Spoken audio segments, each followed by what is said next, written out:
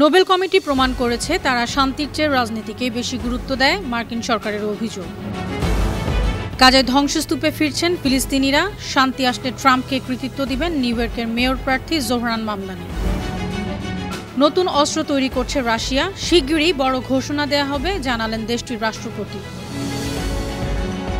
আফগানিস্তান ভারতের যৌথ সংবাদ সম্মেলনে নারী সাংবাদিকদের প্রবেশ নিষিদ্ধ করল তালেবানরা, ভারতীয় সাংবাদিকদের ক্ষোভ।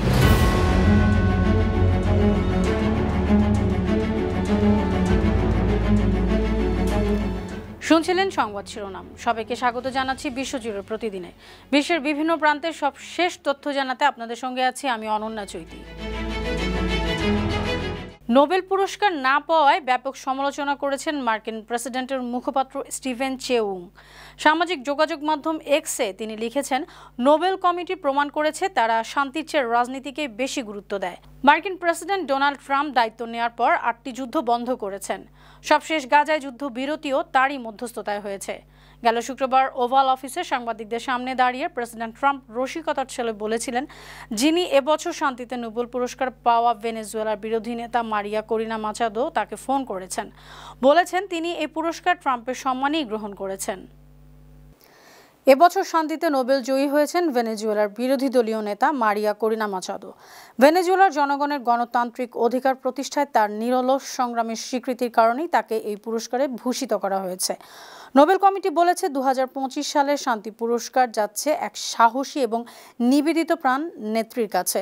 এদিকে এবারে নোবেল পুরস্কার নিয়ে বিতর্কও তৈরি হয়েছে। বিভিন্ন সামাজিক মাধ্যমের ভিডিও ও সাক্ষাৎকারে দেখা গেছে মাচাদো ইসরায়েলের বড় সমর্থক। একটি ইসরায়েলি টেলিভিশনে সাক্ষাৎকারে তিনি জানিয়েছেন, ইসরায়েলের প্রতি সমর্থন হিসেবে ভেনেজুয়েলার সরকার তাদের দূতাবাস জেরুজালেমে স্থানান্তর করবে। গাজায় সত্যিকার শান্তি ফেরাতে পারলে ট্রাম্পকে কৃতিত্ব দেবেন নিউ ইয়র্ক সিটির মেয়র পদে ডেমোক্রেটিক প্রার্থী জোহরান মামদানি। গেল শুক্রবার সিএনএনের জনপ্রিয় অনুষ্ঠান দ্য সোর্সে উপস্থাপক কাইটলান কলিন্সকে তিনি বলেন, গাজা যুদ্ধবিরতির খবর তাকে আশাবাদী করেছে। জোহরান স্পষ্ট করে বলেন, যুদ্ধবিরতিতে প্রকৃত শান্তি নিশ্চিত হলে তিনি ট্রাম্পকেও এর কৃতিত্ব দিতে দ্বিধা করবেন না। মামদানি আরও বলেন, এই যুদ্ধবিরতি হলেও তা বিগত কয়েক বছরের ভয়াবহতা মুছে ফেলতে পারবে না। গাজা ইসরায়েলি অভিযানকে তিনি বরাবরই জাতিগত নিধন বলে উল্লেখ করেছেন। গাজা উপত্যকার খান ইউনিসে ইসরায়েলি সেনারা কিছু অংশ থেকে সরে যাওয়ার পর বাস্তুচ্যুত ফিলিস্তিনিরা ফিরে এসেছেন নিজেদের ভিটে মাটিতে, কিন্তু সেগুলো আর ঘর বাড়ি নেই, শুধুই ধ্বংসাবশেষ। অনেকেই পরিবারসহ তাঁবু খাটিয়ে সেখানেই থাকছেন। গাজায় এখনও 10,000-এরও বেশি মানুষ গৃহহীন, তাদের আশ্রয়ের কোনো ব্যবস্থাই নেই। ধ্বংসস্তূপের মধ্যেই কেউ কাঁধে তুলছেন ভাঙা জিনিসপত্র, কেউ হাতে উঁচিয়ে ধরছেন ফিলিস্তিনি পতাকা, কারণ তাদের ঘর মাটির নয়, তাদের ঘর ফিলিস্তিনের হৃদয়ে। উত্তর কোরিয়া ওয়ার্কার্স পার্টির 80তম প্রতিষ্ঠাবার্ষিকী অনুষ্ঠানে অংশ নিয়েছেন রাশিয়ান সরকারের গুরুত্বপূর্ণ প্রতিনিধি দিমিত্রি মেদভেদেভ। রাশিয়ার নিরাপত্তা পরিষদের উপচেয়ারম্যান হিসেবে মেদভেদেভ গেল শুক্রবার পিংইয়ংয়ের কেন্দ্রীয় স্কয়ারে আয়োজিত সামরিক প্যারেডে অংশ নেন। তার উপস্থিতিতে নতুন জানান দিল রাশিয়া ও উত্তর কোরিয়ার ক্রমবর্ধমান সম্পর্কের প্রতীকী চিত্র।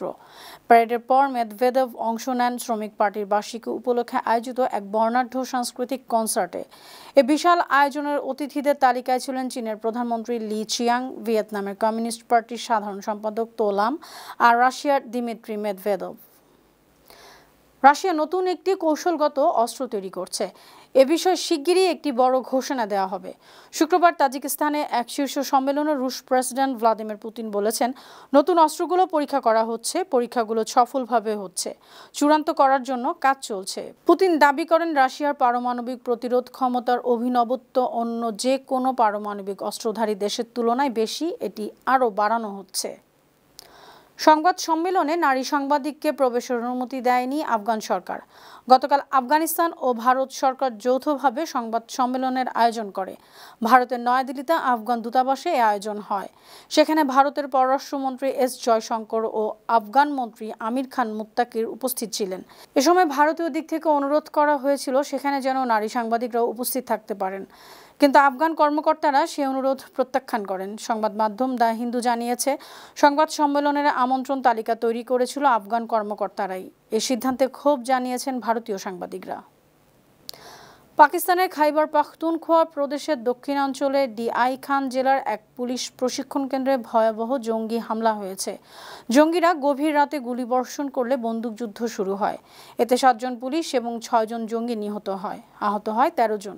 হামলা নেতৃত্ব দিয়েছে তেহরিকি তালেবান পাকিস্তান টিটিপি। প্রথমে তারা হামলার দায় স্বীকার করে, পরে রহস্যজনকভাবে সেই বিবৃতি প্রত্যাহার করে নেয়। সম্প্রতি আফগান সীমান্তের কাছে জঙ্গি তৎপরতা বেড়েছে। মাত্র একদিন আগে আফগানিস্তানের রাজধানী কাবুলে বিমান হামলা হয়েছিল। টিটিপি প্রধান নূর ওয়ালি মেহসুদকে লক্ষ্য করে ওই হামলা চালানো হয়। ইরানের কুদস ফোর্সের কমান্ডার ইসমাইল কানি নিহত হয়েছেন। সোশ্যাল মিডিয়ায় ছড়ানো এই খবর একটি বড় গুজব, এমন দাবি করেছে ইরান সরকার। ইরানের তাসনিম নিউজ এজেন্সি জানিয়েছে, এই গুজব মূলত একটি সোশ্যাল মিডিয়া অ্যাকাউন্ট থেকে ছড়ানো হয়েছিল, যেটি ইসরায়েলের গোয়েন্দা সংস্থা মোসাদের সাথে যুক্ত বলে ধারণা করা হচ্ছে।